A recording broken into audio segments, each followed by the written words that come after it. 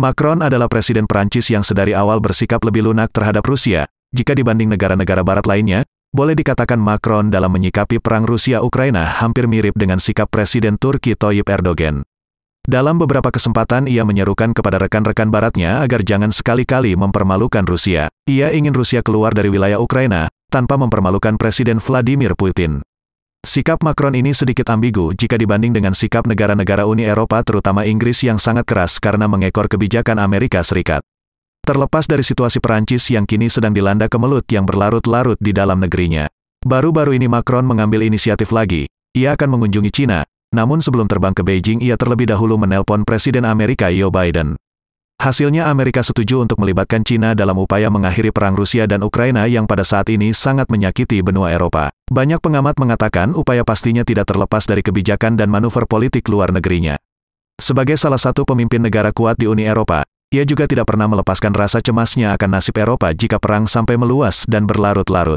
Dan jika hal itu terjadi hampir dapat dipastikan, dalam jangka pendek dan jangka panjang, rakyat kecillah yang akan merasakan dampak paling buruk. Ketegangan di Eropa memang harus dihentikan, apalagi Rusia tampaknya tidak lagi segan-segan mengatakan bahwa mereka akan menggunakan kekuatan nuklirnya jika diperlukan.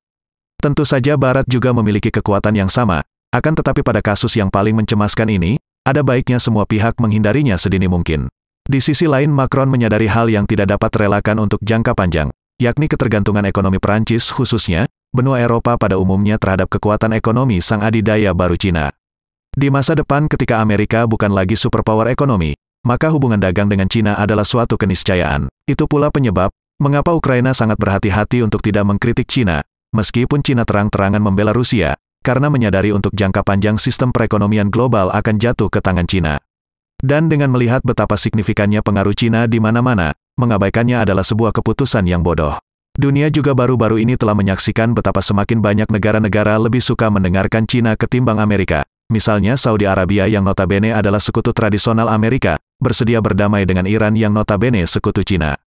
Keberhasilan Cina itu memperlihatkan pengaruh signifikan Beijing yang terus meningkat dibarengi dengan pertumbuhan ekonomi yang terus menguat dan sudah hampir melampaui Amerika. Kali ini dunia akan melihat sampai di mana usaha Macron melibatkan Cina akan berpengaruh terhadap perdamaian dunia.